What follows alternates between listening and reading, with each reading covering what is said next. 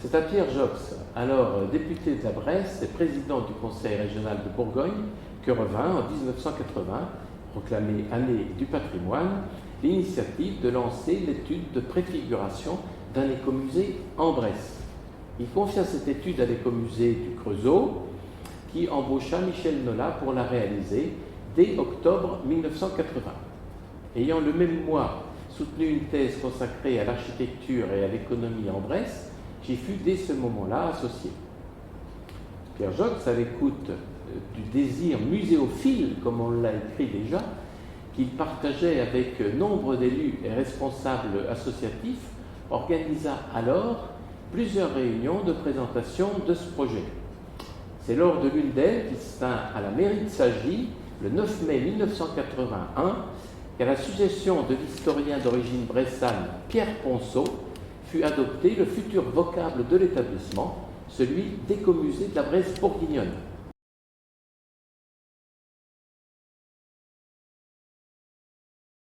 Pour des raisons historiques.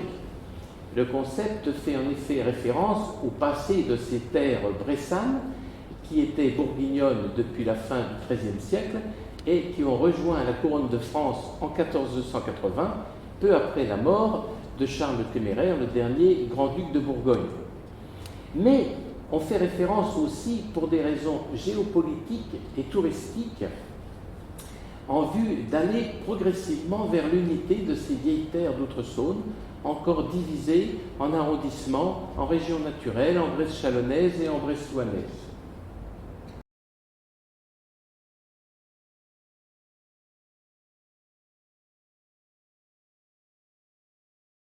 Les choses, malgré un certain nombre d'obstacles, allèrent assez vite.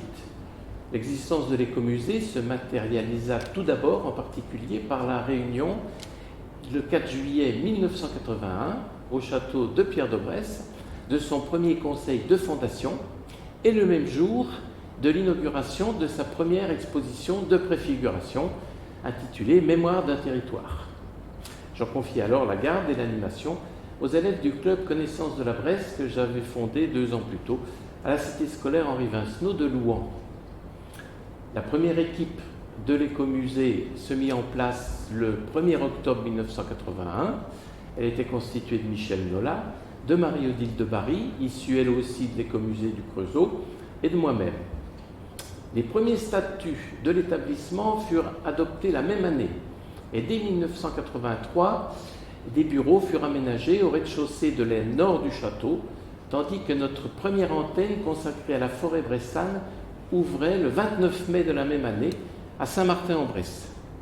C'est aussi cette année 1983 qu'eut lieu l'inscription de l'écomusée sur la liste des musées contrôlés de la Direction des musées de France et la création du poste de conservateur dont j'ai eu la charge jusqu'en 2018.